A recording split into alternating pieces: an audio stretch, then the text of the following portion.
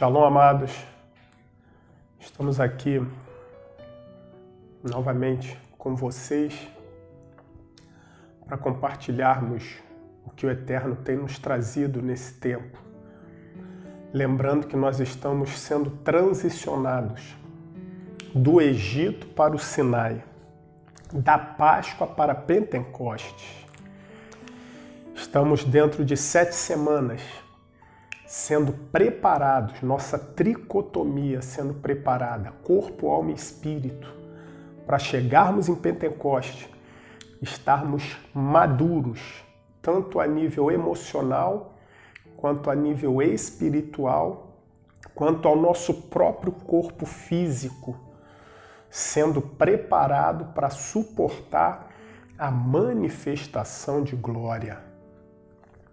Então, temos tido como alvo de oração já por 2 semanas os tópicos anteriores. Você vai poder acompanhar aí dentro do canal, você vai poder ver semana 1, semana 2, e agora estamos na 3ª semana, que iniciaremos dia 24, estamos iniciando no dia 24, dia 23 estamos encerrando a nossa 2ª semana e dia 24 começando a 3ª semana.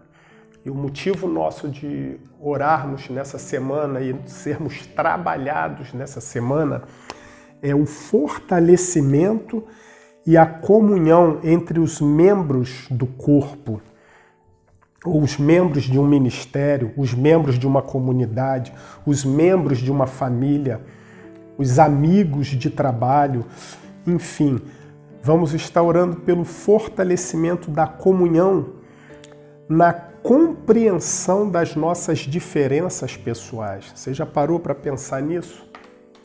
Que, às vezes, as nossas diferenças nos afastam e a gente, às vezes, prefere se afastar de pessoas do que conviver com os diferentes. Mas a gente precisa superar essa questão. Eu preciso aprender a incluir quem é diferente de mim. Ninguém é igual. Então, que o Eterno esteja nos fortalecendo emocionalmente, esteja nos fortalecendo psicologicamente, esteja nos fortalecendo espiritualmente nesse tempo para superarmos as diferenças pessoais. Vai pensando nisso. E para facilitar, ou tornar mais prático a nossa convivência com os que são totalmente diferentes de nós, eu quero, nesse tempo, apresentar 2 chaves. 2 chaves.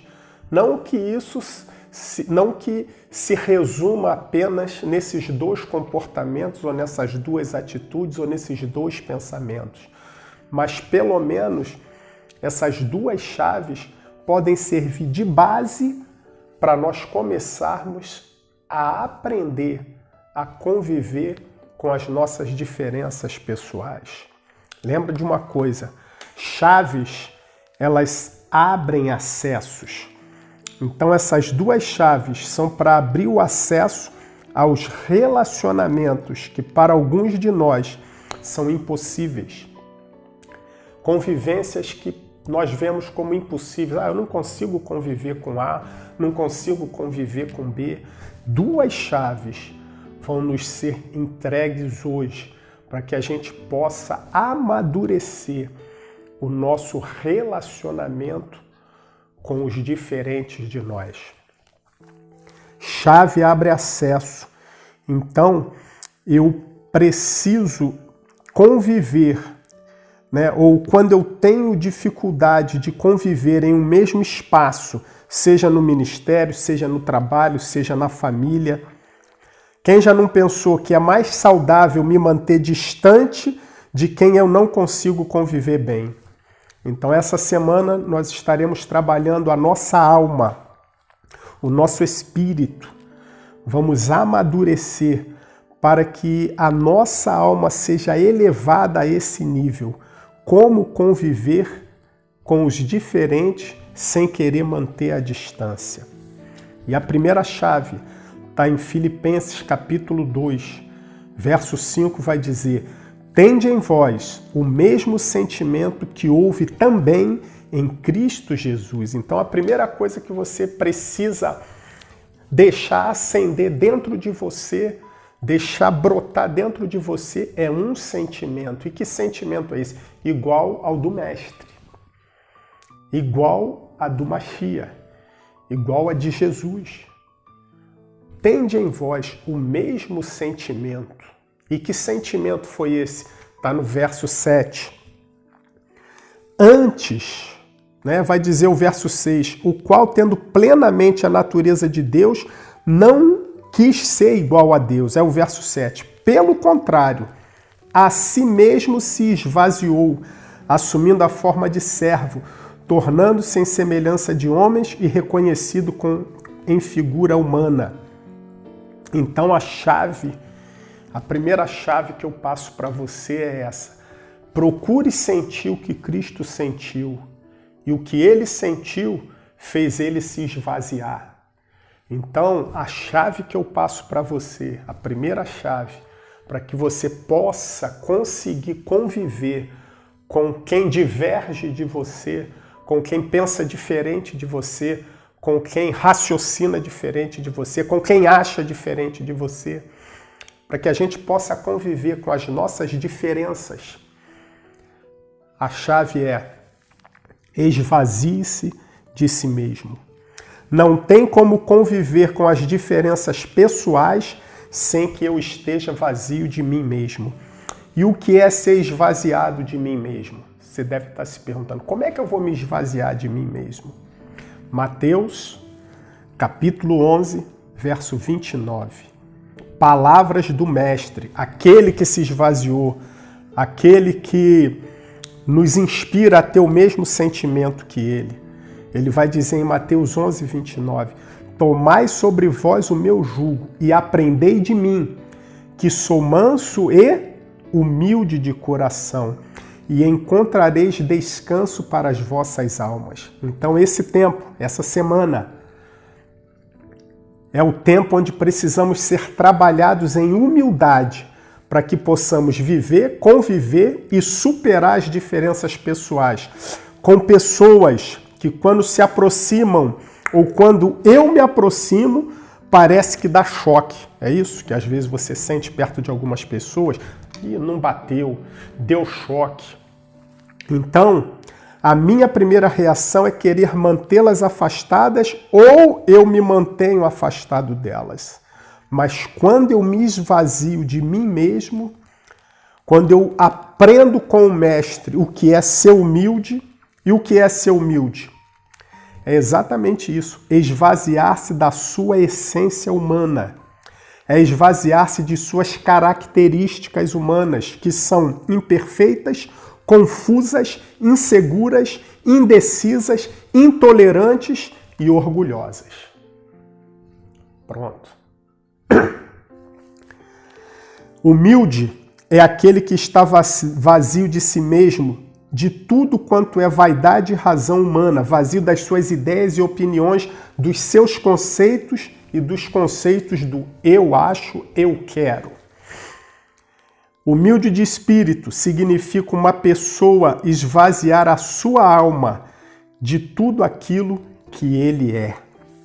E o que sempre está em oposição à humildade? Orgulho. Presta atenção no que eu vou colocar agora. Dentro de um ministério, dentro de uma família, no trabalho, é fácil nós identificarmos o orgulhoso. O problema é conseguir fazer o orgulhoso enxergar o seu orgulho. E mais difícil ainda é promover a convivência do orgulhoso com os demais. Por isso, essa semana, vamos estar orando para a superação das nossas diferenças pessoais. Então você já viu a definição de humilde. Resumo, é aquele que é esvaziado de si mesmo, que se esvazia do seu eu. Agora, orgulho, definição de orgulho, é a pessoa que tem um conceito exagerado da sua própria importância e uma preocupação egoísta com seus próprios interesses e seus direitos. Todo orgulhoso é egoísta. Todo orgulhoso só pensa nele. Todo orgulhoso só quer ser servido e acha que é humilhação servir alguém. Então é fácil você identificar o orgulhoso. Você quer ver uma pessoa que tem má vontade de servir? Quando eu falo servir, não é pregar, não é ministrar, não é orar. É aquele que, de repente, você precisa dele para um serviço, mas ele acha que é humilhante aquele serviço. O orgulho está atrás disso. Mas vamos tirar esse orgulho de dentro de nós, porque isso é chave para a nossa convivência. Assim como a razão sempre está com o orgulhoso, ele também sempre se sente mal em fazer alguma coisa que se pede. Tem dificuldade de servir. E o mestre deixou um ensinamento, deixou uma palavra para a gente. O Filho do Homem não veio para ser servido. O Filho do Homem veio para servir. Guarda isso. Todo orgulhoso é doente na alma. Então, o antídoto contra o orgulho é uma overdose de humildade. E humildade se aprende. Mateus 11, 29. Tomai sobre vós o meu jugo e aprendei de mim, que sou manso e humilde de coração, e encontrareis descanso para as vossas almas. Eu não tenho como me aprofundar muito nesses versículos, mas eu sei que isso vai estar entrando em você, você vai ler de novo e vai começar a receber essa palavra. Presta atenção. Aprendei de mim que sou manso e humilde de coração e encontrareis descanso para as vossas almas. Quem não é humilde não consegue ter descanso na alma. O orgulho te agita. A humildade, está escrito, irmão. Jesus deixou essa chave. Yeshua, o mestre, o Raboni, deixou essa chave. Aprende comigo que sou manso e humilde de coração e encontrareis descanso para as vossas almas. Está precisando descansar? Quebra o orgulho. A humildade te leva para o descanso de alma. A alma orgulhosa não consegue descansar, porque a alma orgulhosa não consegue servir e nem consegue depender.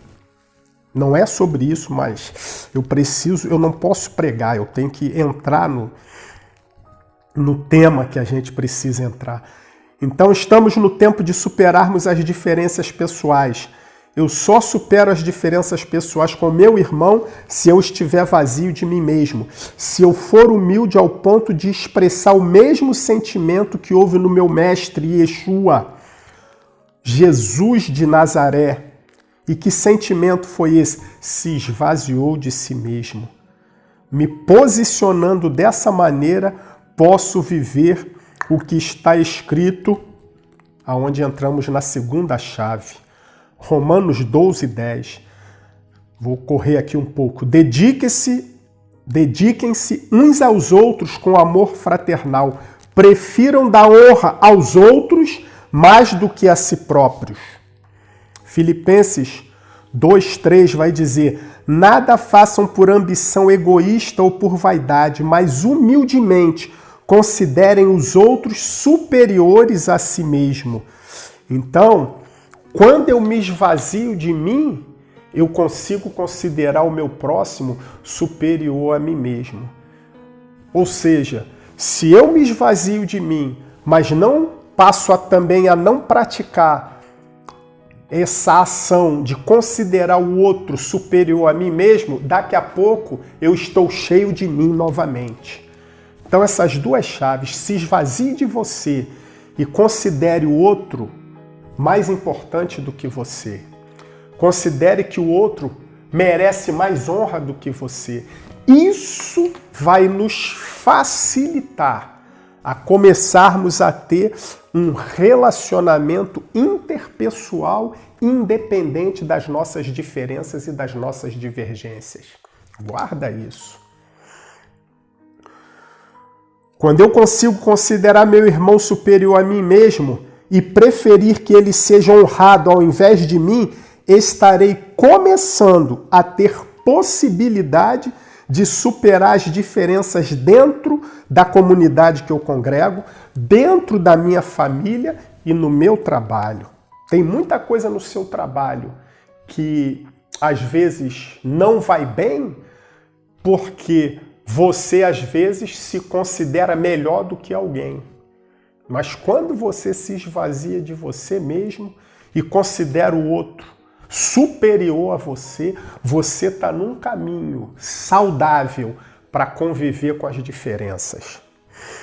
E para tornar essa palavra um pouco mais didática, para que a gente possa ter uma compreensão mais profunda e mais poética, vou chamar assim, dessa palavra, eu vou me reportar ao Salmo 133, que a gente já conhece. Ó, quão bom e quão suave é que os irmãos vivam em união.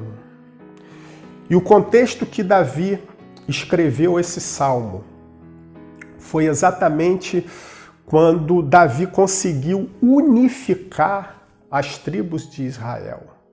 Tinha a tribo de Judá e tinha as demais tribos.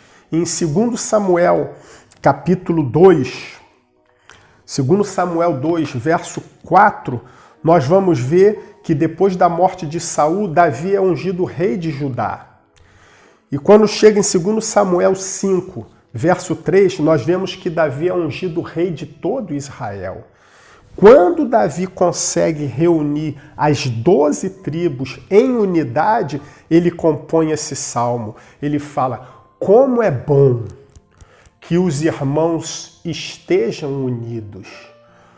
É como o óleo precioso que desce da cabeça, passa pela barba e chega nas orlas do sacerdote.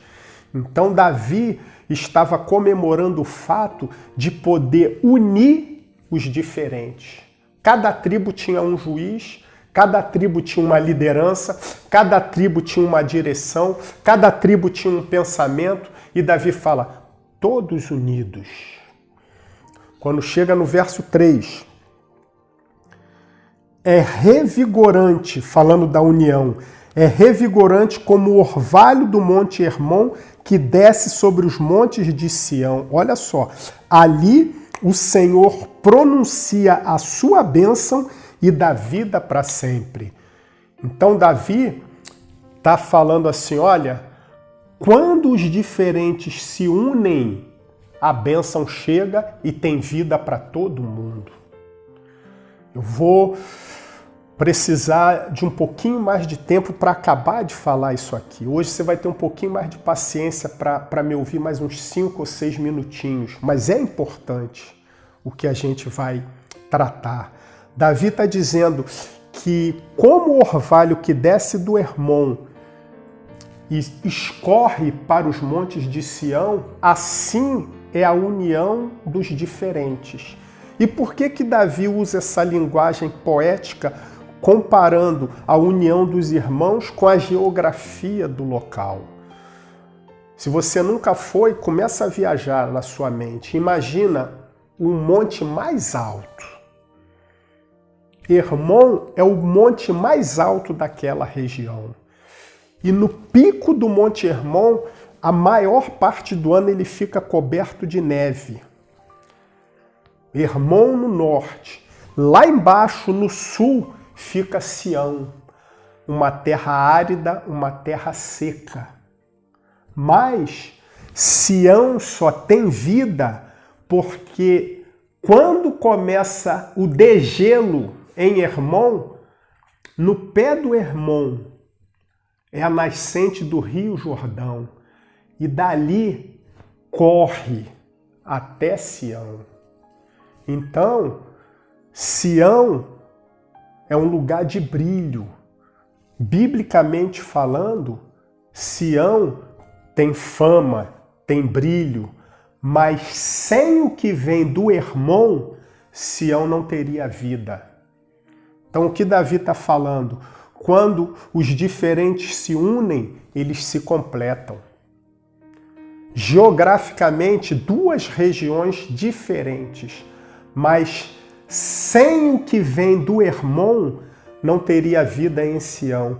E se o Hermon não tem Sião para receber o que dele está fluindo, Hermon não teria significado algum. Então começa a pensar nisso.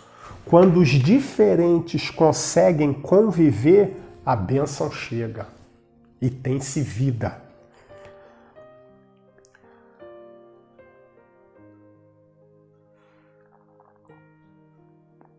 O orvalho do Hermon se derrama sobre Sião. E onde isso se aplica na convivência com as nossas diferenças? Hermon e Sião são áreas geográficas totalmente diferentes, mas existem coisas no Hermon que Sião precisa. Mesmo sendo tão diferentes, um depende do outro. Então, mesmo que você seja muito diferente de mim, tem coisas em você que eu preciso e tem coisas que existem em mim que você precisa. Por isso, a nossa vida, quando conseguimos unir as nossas diferenças, a bênção desce. Guarda isso. Davi está falando do convívio de irmãos diferentes, mas que se relacionam, se protegem, têm amizade, têm cuidado, têm amor, têm carinho, se auxiliam, compartilham as situações e circunstâncias existenciais diferentes. É a unidade na diversidade, é a unidade nas diferenças. Esse texto fala das diferenças que se completam. Se Sião é mais popular que o Hermon, é o Hermon que traz vida para Sião. Sem o Hermon, sem as águas e o orvalho do Hermon, não há vida em Sião. Então aqui cabe o que Paulo falou em Filipenses 2:3. Não façais por partidarismo ou vanglória, mas por humildade, considerando cada um os outros superiores a si mesmo. Se Sião não considerar que a vida que existe nele procede do Hermon, e o Hermon, por não ser tão popular quanto Sião, resolver não se doar para alimentar Sião, os dois vão perder o brilho da existência. O Hermon foi feito para dar vida a Sião, e Sião foi feito para dar significado à existência do Hermon. É essa troca permanente das nossas diferenças que alimenta a nossa existência. Quando eu consigo ser humilde ao ponto de considerar meu irmão superior a mim mesmo, eu consigo entrar nessa rota existencial da completude das diferenças pessoais. Você é diferente de mim, mas tem algo que eu preciso para me alimentar, para que eu tenha vida. E por outro lado, você precisa de algo que traga significado para a sua existência. Se doe, que a sua vida vai ter significado. Então, nesse tempo, nesse momento, eu quero te incentivar e te ativar. Escolha alguém com quem você achava que até hoje não teria condições de conviver, não teria possibilidade de conviver. Se esvazie de si mesmo. Considere essa pessoa superior a você mesmo. Peça para que o Eterno te leve a enxergar o que essa pessoa tem que pode te suprir, te alimentar e trazer vida para você. Seja revestido e vestido de humildade para considerar o seu desafeto maior do que você e merecedor de maior honra que você. Consideremos os outros superiores a nós mesmos. Esvaziemo-nos do nosso eu e nós vamos ter condições de conviver com as nossas diferenças. Pensa nisso. Escolha alguém que até hoje você olhava e falava impossível de conviver. Mas essa pessoa que até hoje você achava que era impossível de conviver com ela, tem algo que você precisa. E você tem algo que ela precisa. Então vamos trocar, vamos nos completar dentro da nossa existência. A nossa completude vai nos levar para o propósito. Pensa nisso, reflete nisso. Deus te abençoe.